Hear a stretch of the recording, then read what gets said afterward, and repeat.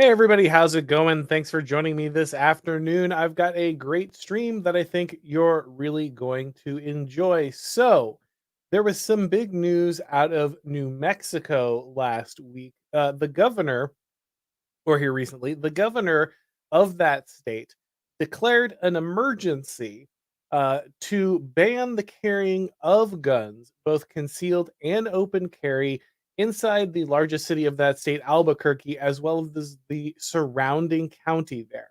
So she went ahead and decided that she's just going to suspend these rights, right? There's these there's this standard already in place about how you can carry a firearm, why you can carry a firearm, what licenses are in place, everything that's needed, that kind of thing. And she's just going to suspend all of that without any kind of due process. It's just a executive fiat saying, nope, guns, we're not having them here. She doesn't like the amount of violence there. There were too many shootings.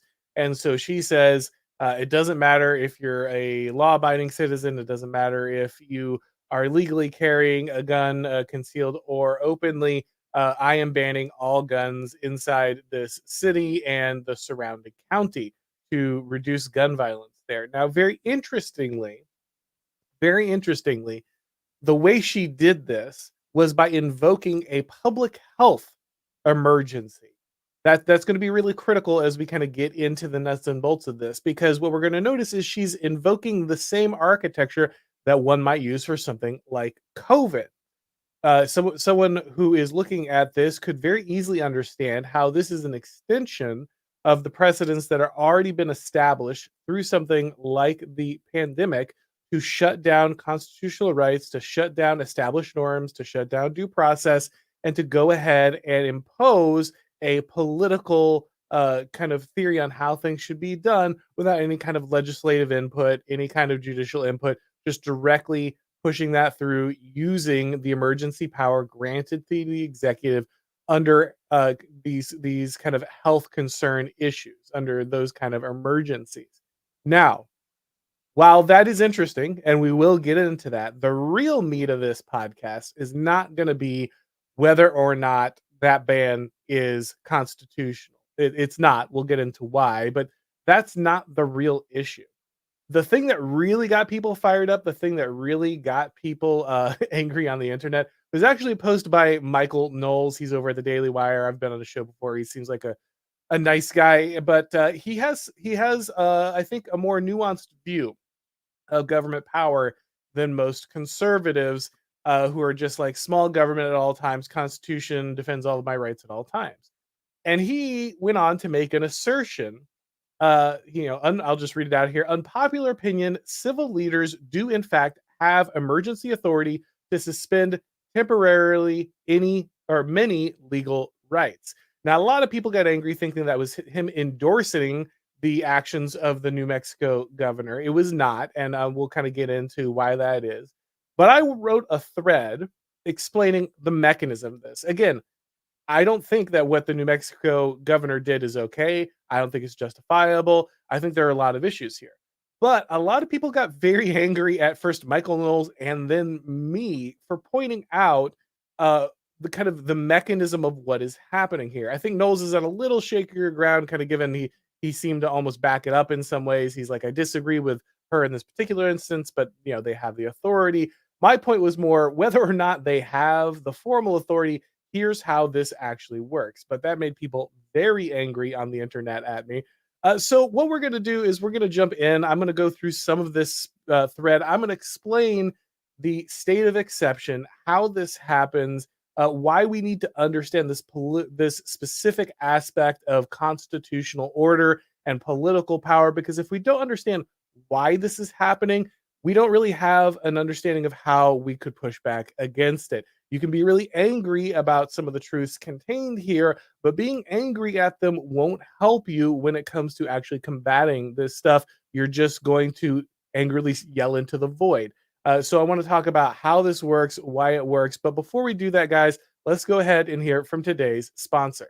Universities today aren't just neglecting real education, they're actively undermining it, and we can't let them get away with it. America was made for an educated and engaged citizenry. The Intercollegiate Studies Institute is here to help. ISI offers programs and opportunities for conservative students across the country. ISI understands that conservatives and right of center students feel isolated on college campuses and that you're often fighting for your own reputation, dignity, and future. Through ISI, you can learn about what Russell Kirk called the permanent things, the philosophical and political teachings that shaped and made Western civilization great. ISI offers many opportunities to jumpstart your career. They have fellowships at some of the nation's top conservative publications like National Review, The American Conservative, and The College Thinker.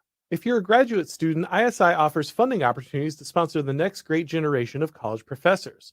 Through ISI, you can work with conservative thinkers who are making a difference. Thinkers like Chris Rufo, who currently has an ISI researcher helping him with his book. But perhaps most importantly, ISI offers college students a community of people that can help them grow. If you're a college student, ISI can help you start a student organization or a student newspaper or meet other like minded students at their various conferences and events. ISI is here to educate the next generation of great Americans. To learn more, go to isi.org. That's isi.org. All right, guys. So, like I said, I'm going to go ahead and read out some of this thread for people who aren't familiar with my Twitter, who didn't catch it, whatever. And then I'm going to explain, I'm going to expand on kind of the situation we're in, why this matters. Now, before we get into this, I want to once again stress I do not believe that the governor of New Mexico should have done this. I do not believe she's inside her constitutional authority. I do think that what she did does violate the Second Amendment. I do think that you're probably going to see this get pushed back in the courts. Unfortunately, the courts do not always actually enforce, the rights in the Constitution. They often subvert them. I think in this case, you will see that. I think the Supreme Court, especially, is pretty good on this stuff. We've already seen the sheriff of the county that Albuquerque is located in say he will not enforce this order because it is unconstitutional. Now that matters a lot. I'm going to explain why that's a critical thing to understand when we talk about the state of exception. However, I just want to, before we get, before the outrage flows at the very beginning, before everyone's really fired up, I want to make it clear I'm not on the side of this woman. I'm not on the side of this decision. However, a lot of people got angry at Michael Knowles for kind of making this assertion. And while I think it's a little dodgy in kind of its very short form, I am going to make a case for while I may not agree with her actions here, there is a truth to the mechanical nature of politics. Again, we're not talking about some platonic idea of how politics should work or how you want it to work or how constitutional government in the abstract in a perfect world works. I'm mostly Machiavellian, guys. That's the school of political analysis I come from.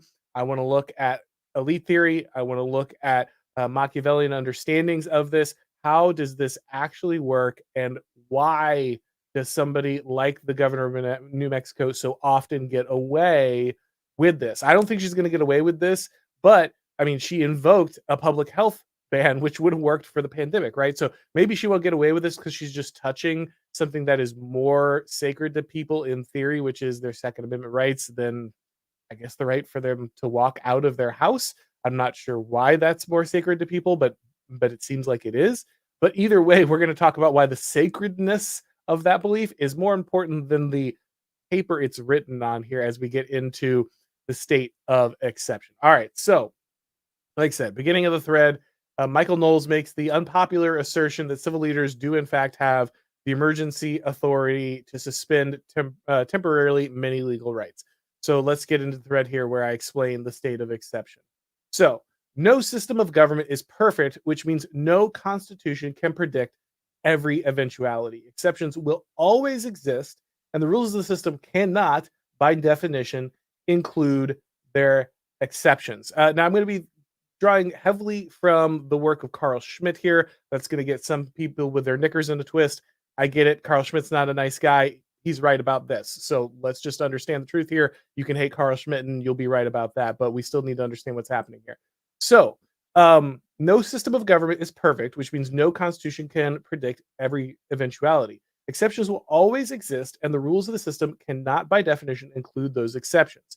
So, a lot of people, especially conservatives, really like to think that a lot of people, especially conservatives, really like to think that the Constitution is just kind of this perfect machine. It's carefully manufactured by the founders, and it's set in motion, and it's always balancing itself. It's got all the right aspects. It understands everything about kind of human nature, and so it will always fix itself in kind of in perpetuity. It will always apply exactly the same way all the time. Like basically, they see the Constitution as just this amazing piece of political technology that kind of just solved governance forever. But that's the wrong way to understand constitutional government. Constitutions are really a reflection of kind of the traditions and folkways of the people. They're a formal instantiation of the beliefs of the people and the way that they would naturally govern themselves. So the Constitution does not create the country. The Constitution does not create the people. The people create the Constitution. The country creates the Constitution. And so because of that fact, no constitution will ever be perfect. It will never, figure out everything that's going to happen forever in human history. Human history is not over. It did not stop during the Enlightenment, and it didn't stop during 1779, and it didn't stop now. Humans will change. They will grow. Human nature will have eternal truths about it, which is where we can draw many of our understandings of law and the way constitutions and countries should be formed. But it does not mean that humanity will always be exactly the same. The problems that it always faces will always be the same. There will always be unpredicted eventualities that will always happen. And by definition, no system can predict exceptions to that system.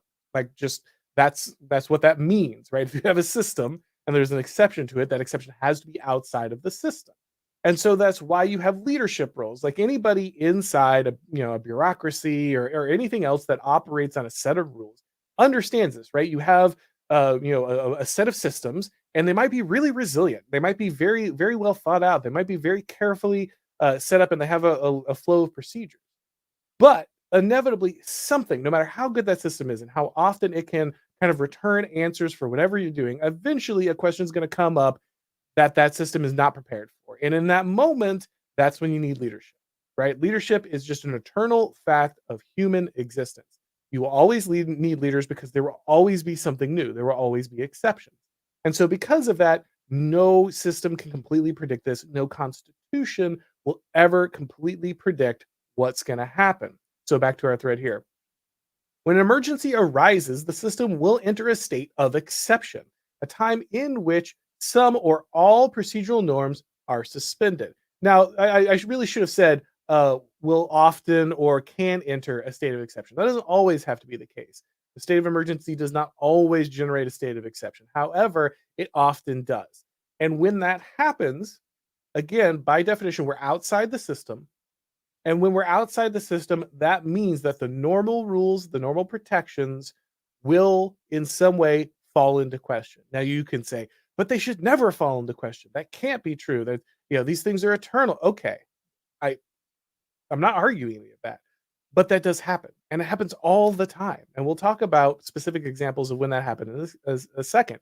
But saying things should happen or should be does not make them true. It doesn't make them what we are. They might be things we want to strive for. We might want to avoid the state of exception as often as possible. That's a perfectly reasonable thing to assume. But that does not mean we do. That does not mean that's just a truth in which humans exist. We have to look at the reality around us if we want to be able to solve the problems that we are facing, frankly, the constitutional crises that are coming quick and very often in our current scenario. And so when we're looking at this, I want us to understand that again, we're working with what's true and observable, not what we would like to be true or what we hope to be an eternal truth or a truth that we want to strive after, right? Because what we're doing here is a mechanical understanding of kind of how this works. So some systems attempt to prepare for this eventuality by having procedures for entering the state of exception. Ancient Rome had an office of dictator that could be assigned to solve a specific crisis with sweeping powers, but only for a limited time. So, can a constitution prepare for everything? No. But can a constitution prepare in some ways for times where it won't apply? Well, yes, it can. In fact, there are places like Rome, there are systems like the ancient Roman system. They had a specific office. We think of dictator as just a tyrant, right? Somebody who just comes in and does whatever they want, has unlimited power. They just come in and kind of blow things up and rule with an iron fist. But that's actually not the original meaning of the office of dictator. So Romans were ruled by two consuls. They got elected every year, and then they were ruled by a senate, right, and a bunch of other of other bodies, but we'll make it as easy as we can for the moment. So they had these two consuls and they had a senate. Now the two co-consuls were basically like kind of co-presidents, or really in some ways co-kings, right? But they still had to work with the senate and they had to work with each other. So their power was checked in that way. However, the Romans understood that in times of crisis, right, when there's a war that they can't handle, when there's a famine that they can't handle, when there's some kind of thing that requires immediate action, and we don't have time for the consuls to agree with each other, and we don't have time for the senators to agree with each other, we just need to take action. They had a way to turn power over to a guy called the dictator. Now, the dictator had a limited time, usually 6 months, in which he was in power. And the dictator did not have unlimited power, but he did have far more executive authority and immediate wielding of that authority than the consuls or the Senate had by themselves. And so basically, the dictator's job was to go in, and he had a specific problem. The dictator wasn't allowed to like completely remake everything about Rome. His job wasn't to go and fix every policy he didn't like about the government. He had a very specific job, which is I need to fix this emergency. And then he's supposed to give up power, right? Now, that didn't always happen, but there's, for instance, famous stories like Cincinnatus. Cincinnatus is one of the guys who was given the dictatorship of Rome twice, actually, and he stepped away from it. He's famous for stepping away from it. Everybody wanted him to be king. He did such a great job when he was dictator. Everybody wanted to be king, but he refused to be king, and instead he stepped away and went back to kind of his villa and his farm and back to like where he had come from. He's famous for that reason. That's actually one of the reasons that Cincinnati, Ohio, is named since Cincinnati. It's named after Cincinnatus, and it's actually an ode to George Washington, who is seen of having done a similar thing. Right, George Washington. He steps down after two presidential terms. Basically, could have been dictator for life. Basically, could have been effectively king just by a different name. But no, he says it's more important for me to hand over power, create this precedent that people will follow all the way up to FDR, and so therefore I will step down, and that's kind of where that name Cincinnati came from. It's an ode to him. So Cincinnatus is a famous dictator who steps down. Now again, over time this breaks down. Over time, the dictators do not do this. You start getting guys like Sulla. Start getting people like Caesar who are named dictator for life, breaking the meaning of the office, right? And so the tradition, the restraints on the office eventually fall away, right? And those people start disrespecting what the purpose of the office was. However, that's not because the law really changed. It's because the traditions of the people fell away and they were less resistant to the idea of a dictator, right? So it didn't really matter that the kind of the law or the regulations of Rome limited the power or the scope or the continuation of dictatorship, because the people were no longer willing to enforce it, because the elites of the society were no longer ready to enforce that restriction. The ability of the dictator to use the state of exception grew and grew and grew until basically it just became de facto king, right? Even though the Romans said they'd never have a king again, it basically became a de facto king, right? And so again, the Constitution, the formal legality of the thing, less important than the actual way in which the people are willing to express their restrictions, put their own beliefs above kind of the power and will of their leaders, right? So that's really key here. All right, so back to our thread. States of exception are viewed with skepticism and with good reason. They are rife for abuse. but they are far more common than those who believe in rule of law would like to admit. So people are really totally justified in their concern about the state of exception. That is a reasonable concern for you to have, right? Even you, John Q, the talk radio conservative guy, like that is a perfectly reasonable thing for you to be worried about. However, there's something that's just true, which is that we have far more states of exception than we'd like. We like to talk about rule of law. We like to talk about how nobody is above a law. But the truth is that actually we enter into state of exception far more frequently than we're comfortable with. And again, lying about that point to ourselves, demanding that that not be true, does not change our reality, right? So if we again want to understand what's happening to us and why, we need to talk about what is real, what is true, what is observable, and what is happening, and not the way that we think things should be. Now we can have the way that we think things should be inform our next steps, but they should not blind us to the realities around us that should also inform our next steps, right? Both of these things need to be true. All right, so back to our thread again. Lincoln and FDR ruled in an almost constant state of exception, remaking the entire country as they went. Both are remembered fondly despite their willingness to operate an imperial presidency. People might say that they prefer rule of law, but history belongs to the victors. All right, so this is just true, man. Like, however you feel about Abraham Lincoln and FDR, right? Like these two people are often lionized, right? They're heroes of the right and left, respectively, most of the time. These are the greatest figures. And whether you're the GOP or the Democrats, and you see these people as like the leaders of your party, the best exemplars of your party, they're also the people who broke the Constitution in half most often. They're the people who are most willing to have an imperial presidency, to ignore your constitutional rights, to remake the country in their own vision. That's just true. Okay. Look at Abraham Lincoln. Abraham Lincoln suspended habeas corpus. Abraham Lincoln imprisoned journalists. Some people might feel, an appreciation for that, but either way, that's certainly something he did. Abraham Lincoln imprisoned political opponents. Abraham Lincoln broke up disbanded state legislatures he didn't like, shut them down. Like these are things that are just true about Abraham Lincoln. Got rid of newspapers he didn't like, right? This is just true about Abraham Lincoln. Okay, that is the case. Now you might say all these things were necessary. You might be right, but all you're talking about is the state of exception, right? You're saying, "Oh, well, this is civil war. These things don't apply." Okay, fair enough. But all you're doing is endorsing the truth of the state of exception. You're saying Lincoln had a justifiable right to go in and do all of those things, and because of the scenario, you're just saying the state of exception is real and the state of exception is justifiable.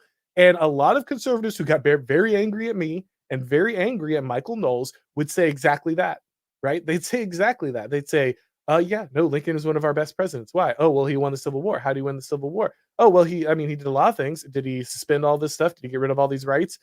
Well, yeah, but he had to. Okay, so you're angry at Knowles and I for pointing out the state of exception, but you're still holding this, right? They have this cognitive dissonance that the kind of the tyranny of Lincoln is fine, right? But the tyranny of the New Mexico governor is not. They're both suspending these rights. Now, maybe the context is key, right? It probably is, right? But you again, that's just about the context. That's not about the truth about what's actually being done here, right? The truth is that in either case, these people are suspending constitutional rights because they feel it's politically necessary and they want to use that ability to do something politically, right? And that's just true. Same thing with FDR, right? FDR, I mean, he completely lied about his intentions in his, in his platform. His acceptance speech is just insane. His inauguration speech is just insane. If you kind of read it, he did all kinds of things that are now maybe a little more frowned upon, right? He interned entire ethnic populations or large chunks of ethnic populations, again, just due to their skin color, right? Or due to their ethnic background. That one gets a little more heat than it used to because it fits into our current narrative of kind of racism and minority oppression. So people are a little more willing to speak out about that aspect of FDR than they used to be. However, they still love him, right? They still hold him up as this like scion. If anybody else had literally just gulagged all of the kind of Asian Americans, some of the German Americans in the United States, that would probably be a problem, right? But it's FDR, and he's kind of part of this post World War II lionization of the United States. So the fact that he kind of did this thing that would otherwise be, I mean, if Trump or Bush or somebody did that, that would be the worst war crime that ever happened for hundreds of years. But now we just kind of stick it in the lower part of the history stack when we teach about FDR and World War II. But either way, the point is like these guys just violated the Constitution pretty blatantly with large amount of support from the population and a large amount of praise through history. So once again, you can say shouldn't have done that. All of this should have been constitutional. All of this should have been done formally. All of this should have gone through the different legal routes, and there should have been legislation, should have been due process, there should have been court hearings. Fine, okay, but shoulda doesn't answer our historical question, and it doesn't tell us about what's happening today.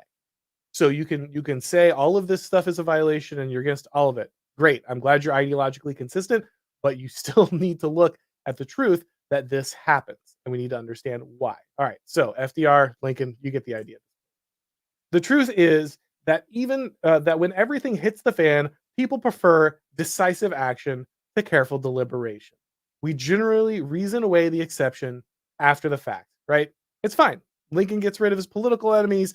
He jails people without trial. He shuts down newspapers. He shuts down democracy. That's fine because he saved the republic, right? That's the did he save the republic? I don't know. I'll let you decide. But that's the argument that gets made, right? Is like it's fine, right? Because after the fact, he's justified in all these things. That's just true about humanity. We like people who act now. We like people who make decisions in a moment of crisis. We prefer strong leaders who take decisive action, and we kind of go back and justify the things they did afterwards.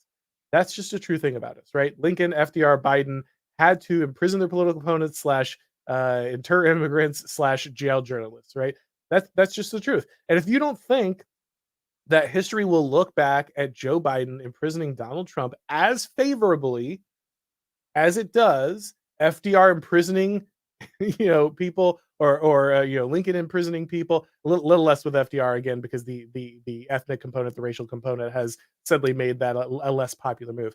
But if you think that history will not look back on some of those actions and praise them, then you haven't paid attention to history. If you think there's just an inevitable era of history where everyone will look back and see Joe Biden, or at least Joe Biden's administration, I don't think Joe Biden makes almost any decisions. But if you don't think that history will look back and see the imprisonment of all these people as justifiable, I think you might be not paying attention to the reality of politics. Like you might be leaning too far on what you want to be true, or what you hope to be true, or what you're taught should be true, as opposed to what's actually happening. Doug Mackey is going to be in jail for 10 years for making a meme, probably, right? We just had Owen Schreier from InfoWars. He's going to jail. Luckily, it's only for 90 days, but still, he's going to jail, or 60 days, I think, 90 days, 60 days. Either way, he's sentenced to jail for standing outside of the Capitol on January 6th and using his free speech, right? Maybe you don't like what he says. Totally reasonable. But obviously, like, this is something that would have been allowed. I mean, the guy's basically just putting Thomas Jefferson, no matter how you feel about that, that's kind of just the case. And he's going to go to prison, right? For why? Well, because he's a political enemy of Joe Biden, right? His free speech doesn't mean anything, and that's just the case, right? Maybe eventually something will get overturned somewhere, but by then he'll probably have served the time. Either way, his life will have been destroyed by all of the court cases and legal defenses and all the money. And that's really the thing people have to understand is the process is the punishment, right? Trump, Giuliani, Jenna Ellis, like all these people who are being put under the thumb of the regime, they're being told to sit down because they're going to have to face this legal defense. They're going to have to pay for it. They're going to have to go through all this. And even if they win these cases, which is no guarantee that they will, they'll still basically have their lives and their finances destroyed. And so you have to understand that, like, even if for a moment the Constitution wins, if the majority of the process is still owned by your enemies, it can lose. Look at the masterpiece cake guy, right? He's won multiple Supreme Court cases at this point. He's still getting harassed. He's still being targeted by hateful people. He's still being asked to keep making these cakes. He's still being brought to court over it. His legal defense, all of these things, his time, he's still being persecuted, despite even the Supreme Court speaking on it. Same thing when it comes to gun reform, right? We have DC versus Heller. We know that people have the right to own a gun, right? That is solved. There's an individual right in the Constitution to own a gun. We have the Supreme Court case. We have that. We know it's true. And guess what? A lot of states just ignore it. The city of New York just ignores this, right? They just don't care, right? And so the fact that this has actually been locked in, that we've gone through the formal process, that we've secured the rulings and the things that should make this clear and defend these rights, it doesn't matter. They still get violated, right? And that's because you don't own every piece of the process. And unfortunately, just owning one piece of the formal process is not enough when people are dedicated to destroying this and they don't care. So again, we want to separate what we want to be true from what is true. And the truth is that no matter how you feel about constitutional rights and whether or not they can be violated in theory, in practice, they are all the time, usually with very little consequence to the people who do it and great consequence to the people they're targeting. And so while it's nice the Constitution says those things, and it might be important the Constitution says those things, if nobody's willing to enforce them, if nobody's willing to defend them, if the people at large don't believe in them in a way that actually defends them, then they don't matter. And that's tough to hear, but it's also true. And I'm not here to lie to you. What's the point? There's plenty of people who are going to do that to make you feel better. I'm not going to do that. That's just not true. All right. So let's go ahead and continue with the thread. The question is not will these states of exception happen, but when they will happen, how long they will take place and how far they will go. All right. So again, we can't predict everything that's going to happen. States of exception will be declared. If you don't think they're not declared, you literally just lived through COVID. So I don't really have a whole lot of patience for people who are telling me that can't happen in the United States. Guys, the whole reason I'm here talking to you is because of the lockdowns and the riots that came after. That's the whole reason I started my YouTube channel. The whole reason I started my book. The whole reason I started my Twitter was I watched what happened. I had spent my entire life believing what I was told by conservative talk radio, what I was told in my history class, what I was told by people around me, that the Constitution was going to stop this stuff. And it does not. Okay? It does not. I'm sorry. I wish it did. I believed in it. I believed it through and through. And then I watched my conservative and libertarian friends come up with every reason why they had to comply, every reason why this stuff was okay, every reason why the Constitution wasn't for this moment. And everyone just kind of bent the knee, you know? And so here we are. We just need to understand state of exceptions happen. This is true. This is where we are. So if we know that state of exceptions happen, the question is, how long will they take place and how far will they go? If a state of exception occurs, if emergencies are declared and the government attempts to suspend your rights, as Michael Knowles said that they kind of had the right to in certain scenarios, the question is, how long can it happen and how far can they go? And this is the real question. This is where me and Knowles might part ways, because I'm not really supporting kind of the power wielded by the next New Mexico governor. But again, I'm trying to explain how it happens and why it happens. So let's go ahead and jump in here. So Carl Schmitt famously said, "The sovereign is he who decides on the exception." If you want to understand who's really in charge of a system, look at the person who can decide when the rules of that system are suspended. Okay, so we have a system. We're supposed to have popular sovereignty, right? The people are in charge. Kind of an oxymoron. It's like sovereign citizen. You can't be both sovereign and subject. And you can't have a populace that completely governs itself. That's just not how government works. However, this is the idea, right? That we have popular sovereignty. However, that really means that what we have is a constitution that's supposed to be sovereign. But who decides how that constitution gets applied? There's the rub, right? That's where the rubber actually meets the road. Yeah, in theory, the Constitution just operates kind of at the top and everyone kind of kneels to it. But the truth is that actually the Constitution has to be applied to real people in real time. Okay. And because it has to be applied to real people in real time, it is interpreted.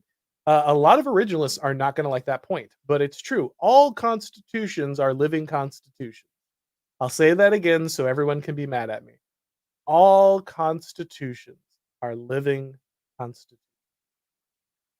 Yes, I agree that it is more important most of the time to adhere to the words on the paper as opposed to how you currently feel about any given scenario. But the reality is that all constitutional law is interpreted. That all law has to flow through the norms and customs and the reality of the time in which they are applied. A lot of people are going to say, "Oh, that sounds postmodern, man. That sounds relativist." Okay, but here we are. So let's take a look at this, right? And in that scenario, if the Constitution can be suspended, the question is who can suspend it, right? Who has the power to decide when we are in the state of exception? So if you want to understand who's really in power, it's not the people. Sorry. It's not even necessarily Congress or the people that are elected. It's the person or the groups that can decide the state of exception. They can decide when the Constitution stops working, when those rights are suspended, and when something else is the new standard. Now, you may not like that that happens. I don't like that that happens. I certainly don't like that it happened here in New Mexico or during the pandemic, but it did happen. So here we are. We need to talk about why, right? So here's the one that got everybody angry. Here's the one that really got people fired up. Can rights be suspended in a state of exception? Of course. I don't say this as an endorsement of the power. I don't say this as an approval of the power. I don't say this as the way I wish the world was or the way I think that system should work. I say this as somebody who can simply observe the world around me. And if the question is, can rights be suspended in an emergency under the state of exception? The obvious answer is yes, it happens all the time. You just lived through 2 years plus of it. So it's not a question of if it happens, it's not a question of can it happens. It's a question of it will happen. Why? Right? So a lot of people angry about that. They're like, "Oh, you don't understand about natural rights. You don't understand about God-given rights. You don't understand about John Locke and Thomas Jefferson and the Declaration of Independence." Yeah, I understand all that, guys, but I also have eyeballs and ears. So I see the world around me and I see that these things are not being defended. They are being suspended. So let's talk about why. Rights aren't magic and they don't exist on a piece of paper. Constitution has never defended any of your rights. Sorry, Constitution has never defended any of your rights. They are a reflection of the traditions and folkways that a people hold sacred. Okay, here's the key phrase that a lot of people didn't pay attention to. They just saw the first part of this sentence and they didn't see the second part and they thought that was the end of it, right? So, rights aren't magic, they don't exist on a piece of paper. Does that mean I'm saying rights don't exist or does that mean that I'm saying rights can't be defended? No. What I am saying is that they can only be protected by a people who hold those rights sacred.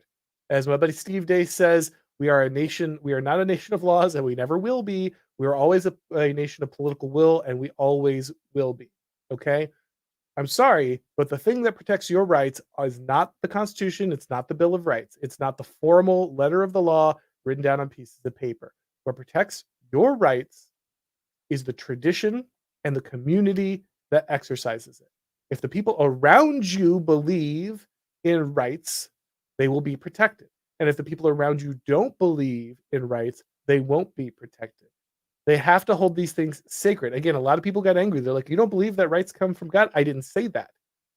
What I said was they'll only be protected if they are held sacred, which means they probably need to be treated like they came from God, right?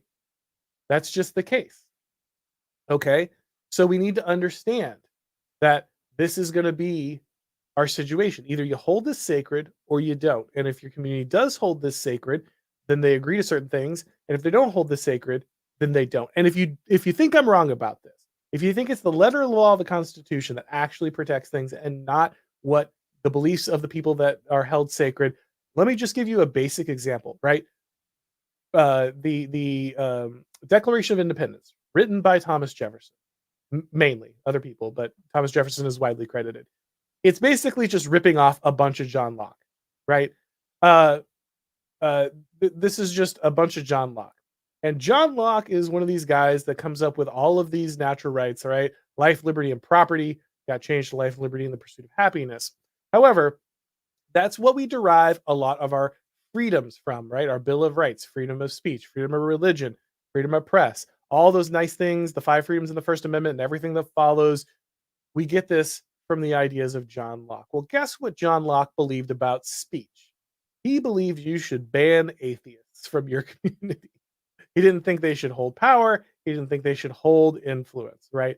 So John Locke, the foundation of English liberalism, the classical liberal scion, the touch point for freedoms, he didn't believe that atheists should hold sway over your society because you can't trust them, right? They don't know, they can't swear oaths, right? That was like a big thing for him. They can't. How can you trust a guy who can't swear oaths, right? And so they so this is his understanding of freedom of speech. That's what he thought about freedom of speech. So when we look at our understanding of that, it doesn't even jive with the people who founded the country, probably, who believed in a lot of this stuff, right? Now, in many ways, this is based on the fact that like norms change. So for instance, you probably didn't need a law against like atheists or blasphemy, in in kind of the early uh United States, because like everyone already agreed on that. You already had a general understanding of kind of this Protestant Christianity, and that informed the worldview. And the vast majority of people just would not have done that anyway, right?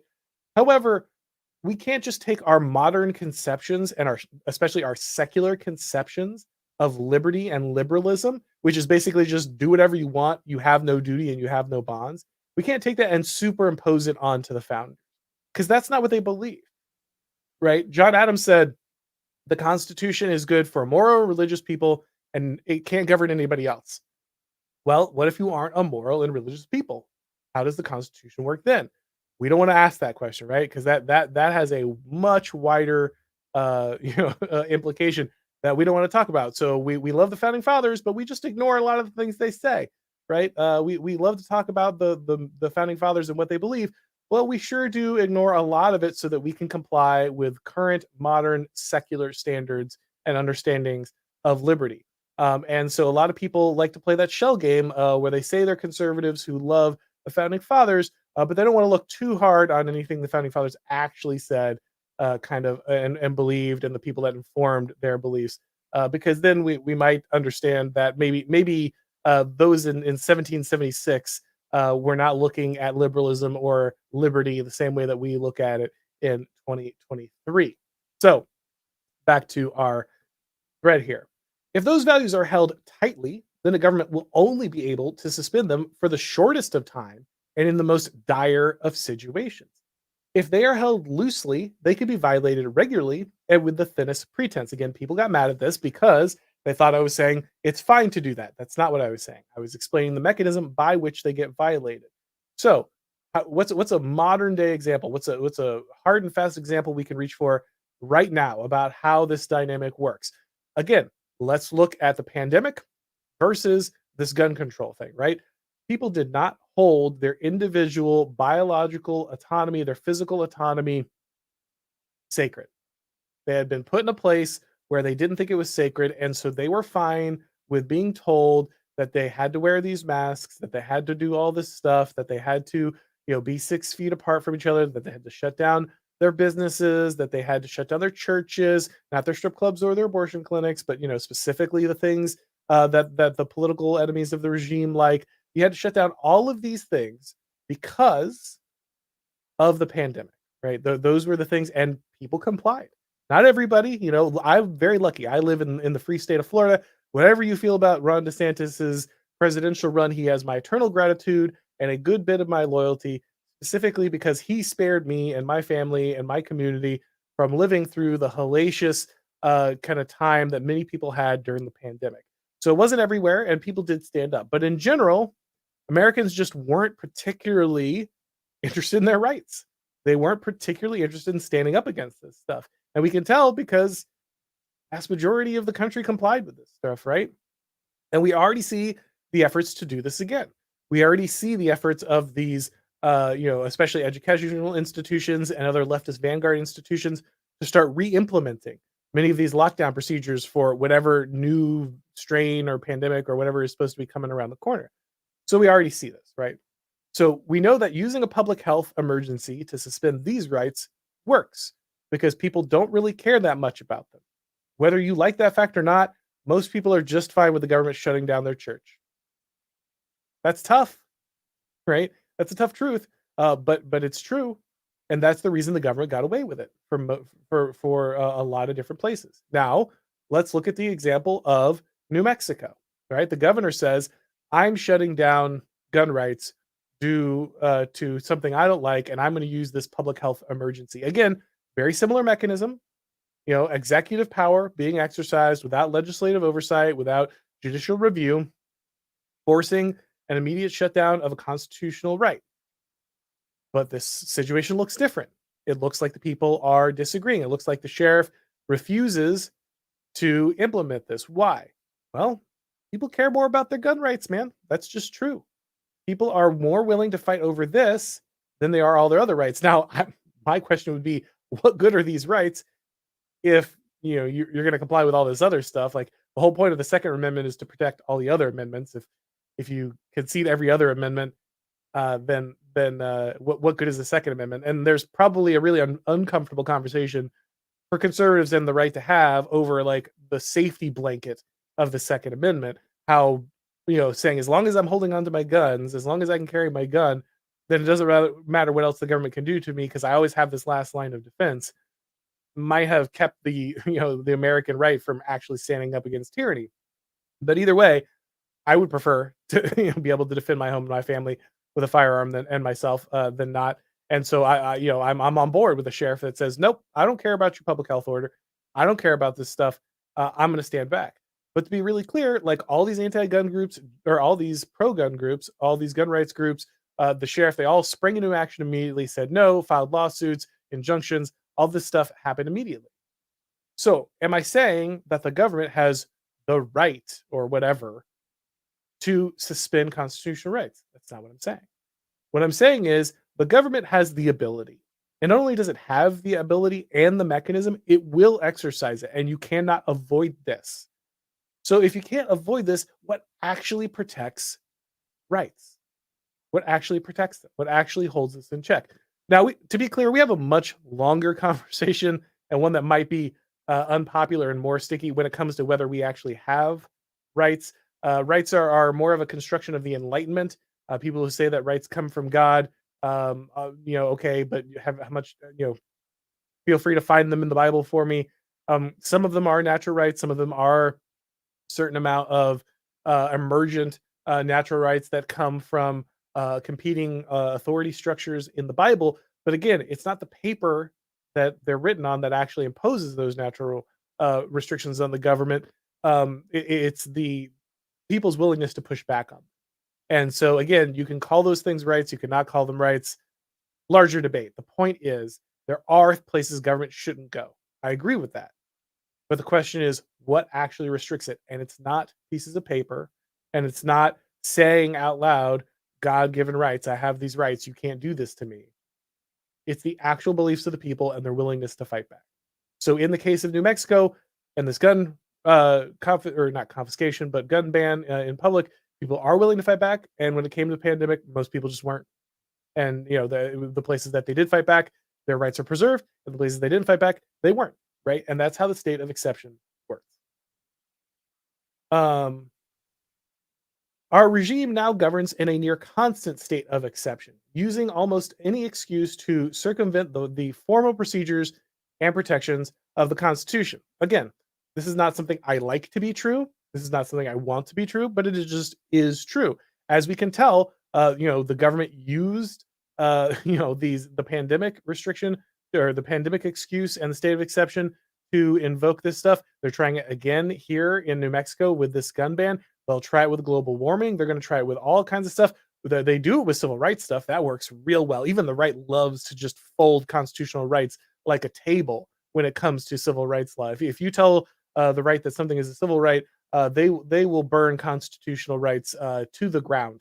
Even even people who are kind of the most active and vocal on the right will pretty much concede immediately if you invoke that one. But either way, the point is that our government is always existing in the state of exception at this point, which is why it feels less and less like we're actually governed by the rule of law and the Constitution.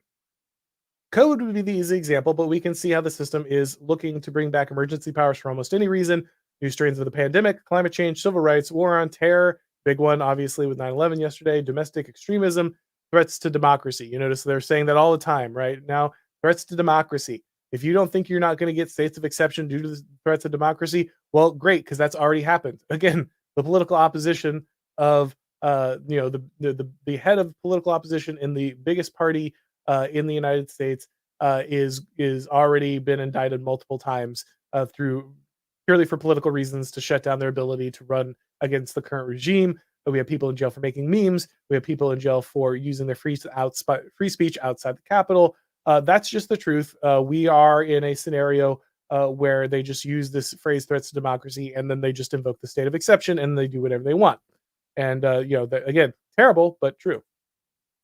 Any excuse to enter the state of exception and wield emergency powers because, to be frank, Americans don't really care about their rights very much and will allow the government to violate them for almost any reason.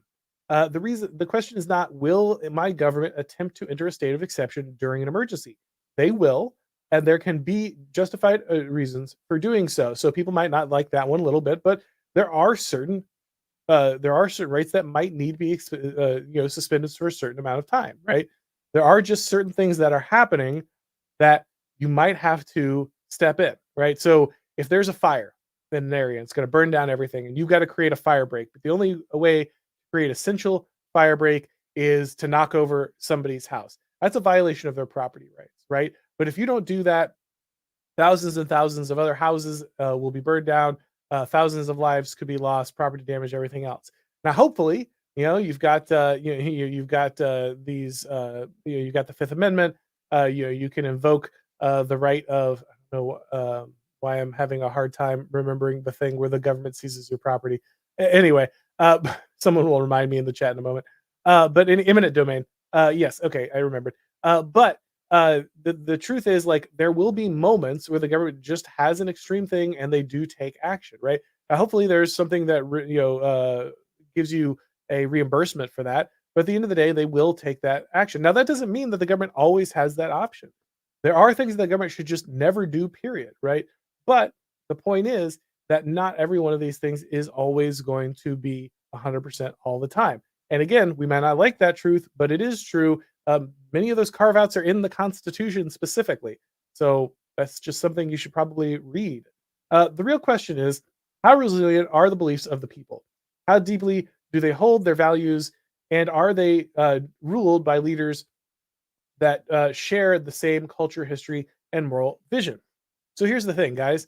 People who have the same experiences as you, speak the same language as you, grow up in the same places as you, share the same religion as you, have the same history as you, watch the same TV programs, read the same books, they are more likely to have a continuity of tradition. They are more likely to stand up for certain things that your culture holds valuable. So if you have a culture full of people who share those values and share them very tightly, you are far more likely to push back against the state of exception. The state of exception is far more likely to be limited than it is when those things don't happen. Let's go back to the dictator, right? When was the dictator controlled? Rome had an office of dictator. When was the office of dictator under tight controls? When the people believed in it, when there's a strong history, a strong belief of the people and the ruling class about how that office should be used. Even in a moment where the people asked Cincinnatus, they're remembering of this history, they're remembering of this standard lapse, and they asked Cincinnatus to become king. He turned them down because he still believed in that principle, and that renewed their faith in the principle, right? So that reciprocal relationship between the ruler and the ruled, sharing the same principle of governance and how the state of exception should be used, held it in check. When did the state of exception become more powerful? When did the dictatorship become more powerful in Rome? As the society expanded, as it became an empire, as more and more people who were not interested in the traditions of Rome, who had not had a long history of Rome, who were not part of the founding of Rome, who did not have any family ties to the traditions and religions of Rome, started becoming large parts and influential parts of the community. And when that became the case, dictators gained power. Dictators were able to expand the power they had, the length they could hold it, until they just basically became, Augustus basically assembles the Principate, and he's an emperor, a king in all but name. They call him first citizen, but he's the king, right? And so it's about your society's willingness to push back against those things. That's what actually creates that resistance. Just like in New Mexico with the sheriff saying no, and all these gun rights, people immediately filing lawsuits. That is the kind of action that pushes back against the state of exception. But if you don't have that, if you have lost that, if you don't have that will and that continuity of moral vision, then nothing will stand against it. And finally, emergencies will always occur, exceptions will always arise, and someone will always hold power to suspend norms.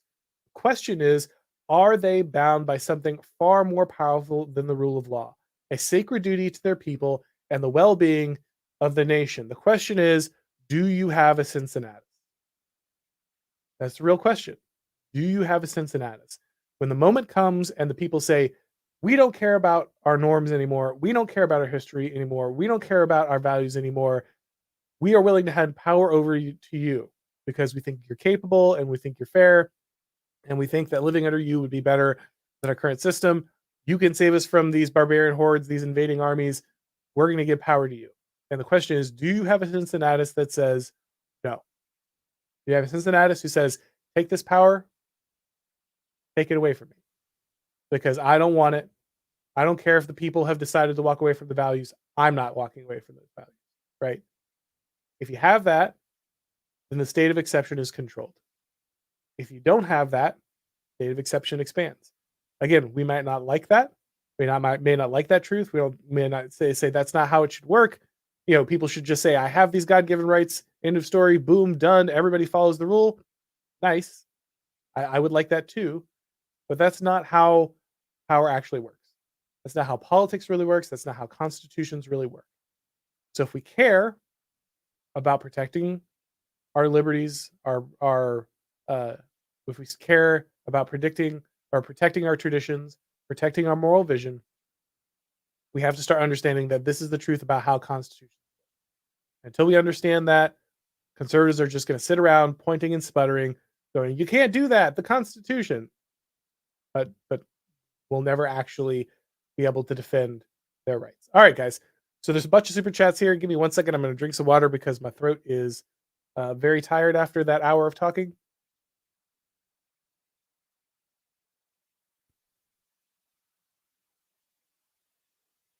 All right. Let's head over to our super chats here. Thank you, everybody, in advance. Really appreciate a lot of people here today. A lot of people contributing. Really appreciate that. Let's see. Life of Brian here for $4.99. Massive blunder by the New Mexico governor. She gave the right an Alex Jones trial case where we can transgress the non-compliance boundary with popular support. Yeah, so that's actually right? So that's something that you should think about. In this case, the state of exception and its exercise will probably backfire. This is going to get all kinds of people riled up. A lot of people are going to file lawsuits. A lot of people are going to donate to gun groups, though. Please don't just do that. That's many of them are barely on your side. But there's going to be a lot of people who are worked up about this, and the majority of the public is actually on the side of gun rights. This is actually a popular issue for the Republicans, something the GOP and the right in general win on when it comes to popular opinion. And so you're right. This is actually probably a mess up by them. Again, sad that this is what it takes. Sad that they didn't feel like this about schools, or didn't feel like this about shutting down businesses. Didn't feel like this about shutting down churches. There's a lot of places where you hope this would have already come into play. But you're right. This is a sympathetic case, one that popular opinion is on the side of the right, on the side of people who are going to be pushing back against this. And I think it is a mistake for them to put that on the board, because then that could set a precedent where they kind of lose the ability to exercise the state of exception in that way. Let's see. Paul Frog for 64, or sorry, Paul Frog 64 for $5. Thank you very much. Elon removed quotes from his platform. It's hidden from the menus. The ADL and other interest groups run X. Can't wait for it to collapse. I mean, yeah, that's a great question, right? I saw that change today, making it difficult to see who tweets things. Makes it easier to hide certain groups and their activities kind of on the platform and how they drive engagement, especially when it comes to witch hunts. I agree that that's a problem that you have to go through. You can still see it, but you have to go through a lot of menus people aren't going to bother to. It used to be an easy one click away thing. It was obviously hidden for that reason. He'll probably say it's to avoid brigading on all sides, but you're probably right that it's there to protect certain organizations or groups more than others. That said, Elon is still bringing a lot of heat against the ADL. I'm not ready to throw everything away yet at this point and say that he's not on the side of trying to push back against these organizations. But it does feel oftentimes like Elon is speaking out both sides of his mouth, or he's taking actions in two directions, kind of simultaneously. I will pretty much always my Elon opinion is pretty much always the same. He's probably not on our side, but he's probably more of an ally than an enemy. I wouldn't worship him. I wouldn't trust him to always have your interests at heart. But I am always happy when he is helping us win, and I'm always critical when he is against us. And that's pretty much how I see Elon's activities. Let's see. Deuce Boogaloo for $20. Thank you very much, sir. The main problem here is the lack of deterrence over suspending rights. Leaders should be terrified of population backlash to the state of exception instead of leaders actively seek them out because our people are docile and submissive. And yeah, that's really a good way to kind of encapsulate everything I was saying there in a longer way, right? At the end of the day, it's not pieces of paper. It's not words on a page. It's not claims of rights, even rights from God, that actually stop the actions and violations of a government. It's the willingness of the people to push back against it, and more importantly, the shared nature of those values. Uh, Leaders are always going to try to push back to some extent against and kind of generate power and space through the state of exception. But if you have a leadership that mostly agrees with you, those attempts will be less severe, right? They'll be limited. Again, the Cincinnatus example, they'll be limited by their own understanding. However, if your leaders are just totally against the interests of the people, which our leaders pretty much are, then they will push as hard as they can over and over again, as you just pointed out there, Ben. So thank you very much. Skeptical Panda for $10. They hated Auron because he told the truth. Yeah, man. Like I said, I made a lot of people angry here, but tough. I don't know what to tell people. I'm more than happy to debate or discuss this with people, but this is just the truth. This is how things are. It's not my endorsement of the state of affairs. It's not my agreement with the state of affairs, but it is an accurate assessment of the state of affairs. And if you're angry at the messenger instead of what's happening, then I don't know what to tell you. Super Weirdo for $2. Here's Auron with his blinding optimism. Look, everyone has said I'm the most optimistic guy. I'm the dispenser of all of the white pills. Everyone tunes into this show to hear that we're going to win, that everything's going to be okay. Yeah, I mean, I don't know what to tell you guys. If you tuned in here and you expected me not to tell the truth about that, then I don't know what to say. All right, Thuggo here for $5. Trump was trying to kick out the temporary protective status of people from the 1990s. Question mark. So, are you asking if he was? Anyway, El Salvador Quake and a judge said his policy was based on racism. Yeah, I mean, again, so often what happens is we create this state of exception, and then it later on gets reinforced by courts. It gets reinforced by the legislature. They formalize it through legislation, or it just gets kind of praised in education, that kind of thing, and people kind of ignore it. So that is the problem. Again, you really the problem the right has is that they have a regime complete problem. Every every branch is captured in some way. Every institution is captured in some way, which is why it often feels like the right is just playing whack-a-mole, because they get the presidency and they say, okay, we're going to take this action, and then they try to hit it, but everything slips through their fingers. And then they get a hold of the Supreme Court, and they're like, okay, we solved that problem. We're going after all the Supreme Court stuff, and they get some things, but at the end of the day, they're still being ignored, they're being sidestepped, that kind of thing. They get a hold of legislature, well, nothing ever happens with legislature. They're just useless. And so it often feels like they're running around, running to thing to thing.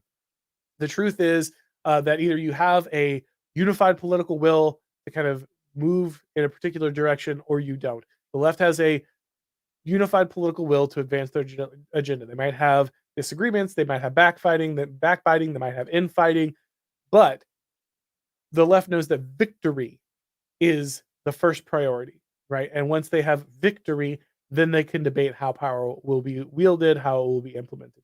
The right has the exact opposite effect. You can see this over and over again, right? So many people constantly just like, well, we have to have all these enemies on the right. We have to have all these people that we constantly disagree with. We have to push back on everything that isn't 100% in line with our conception or our doctrine, because if we don't do that, then something bad might happen. And while you're busy arguing about that, left just runs over you.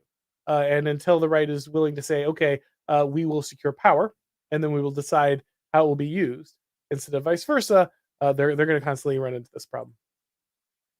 Uh, Horus Lupercal, War Master of the Evergreen Terrace for 199. I thought the discussion on rights was NRX 101. Yeah, in many ways it is, man. And like I said, I didn't delve too deep into kind of a larger understanding of rights because we only have so much time. I've talked about those in some way before. Maybe we'll get deeper into that in a different video, but I didn't want to make this a 4-hour stream. So I just kind of laid out the basics on this. Again, there's a larger question of kind of rights and what they mean. But I just wanted to put this in a framework everyone could understand, even if you don't, if you're not following kind of the counter enlightenment all the way down. At least even if you're kind of a surface level conservative, you can still understand the state of exception, how it's working, and why there needs to be a better grasp of constitutional government if you actually want rights that you believe that you have to be protected.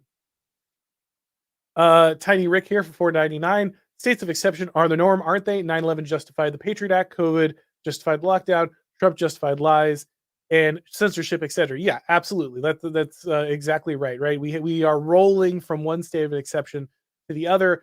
You'll notice that the war in Ukraine has become another center around which the state of exception is exercised.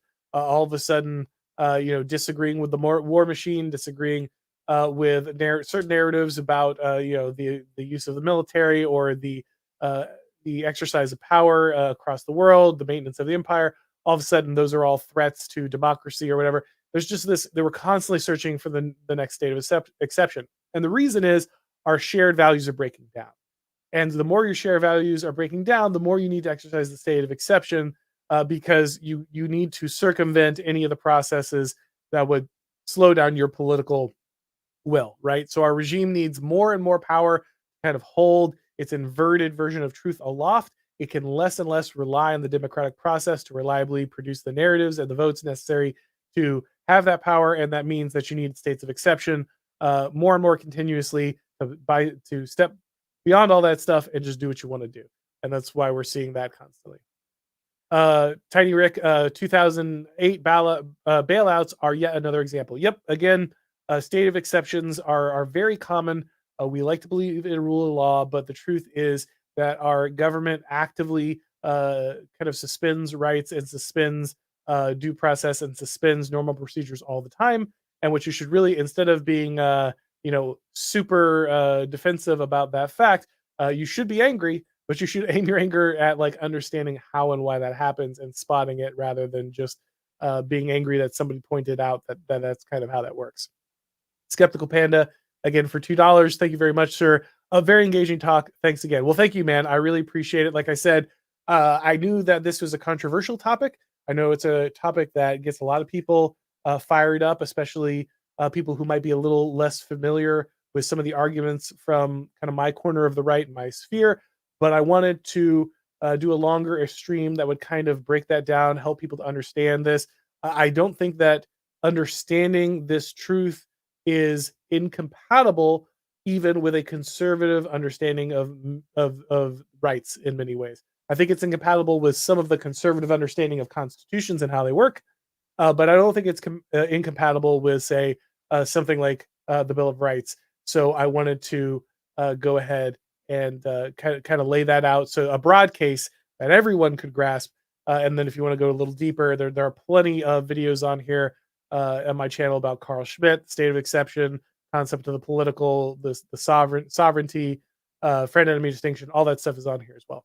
All right, guys, gonna go ahead and wrap this up. But before I do, of course, please make sure that you go ahead and subscribe to the channel if you've not done so now. I hear a lot of people telling me that they're not seeing this stuff when it goes live. So please make sure you hit the notifications. If you don't do that, YouTube is just stupid and thinks that just because you subscribe to a stream or a show doesn't mean you actually want to watch it. So make sure that you do that. Also, I want to thank everybody. The podcast just continues to grow. It's well beyond the size of even the YouTube channel at this point. It's been amazing how many people are doing that. But of course, if you want to get these broadcasts as podcasts, please make sure that you go ahead and subscribe to the Auron MacIntyre Show on your favorite podcast platform. Also, shout out to all my alt tech sites. Of course, I'm on Odyssey. I'm on Rumble. So if you don't want to watch on those mainstream platforms, you can make sure to watch there as well. And of course, everything's on Blaze TV, and my columns appear over at the Blaze. All right, guys, thank you once again for coming by. And as always, I will talk to you next time.